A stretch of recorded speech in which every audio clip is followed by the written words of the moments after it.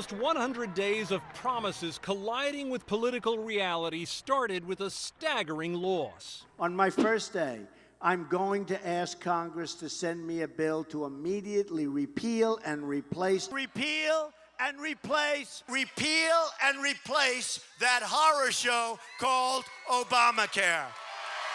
That pledge brought surefire applause on the campaign, but calamity in office. The president's party, even with control of Congress, found itself bitterly divided. Some saying his plan went too far, some not far enough. And his first attempt at major legislation was yanked without a vote. I will not sugarcoat this. This is a disappointing day for us. Despite continued talk about a pledge to build a border wall and have Mexico pay for it, the wall gets built, 100%. There is no concrete progress on that either. True, this president has signed more legislation than any of the previous 5 presidents in the same period, much of it erasing Obama-era regulations. But none of it produced the broad public impact typical of major laws.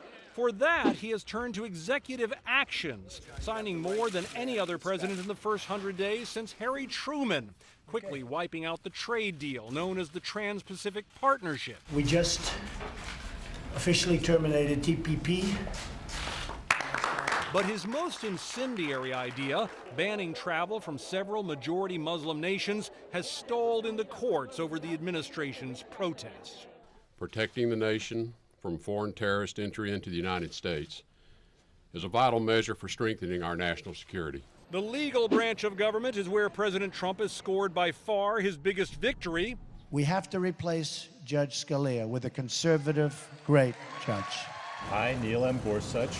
Despite overwhelming Democratic opposition, Neil Gorsuch was approved and seated on the Supreme Court.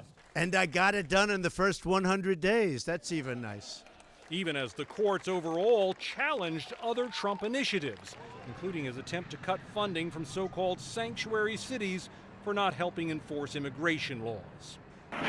Meanwhile, on the foreign front, the president reversed on his campaign promise not to intervene in Syria, taking fast action following a Syrian gas attack, unleashing a barrage of missiles and the mother of all bombs in Afghanistan, raising tensions not merely in the Middle East, but also with far-flung allies and adversaries, including North Korea.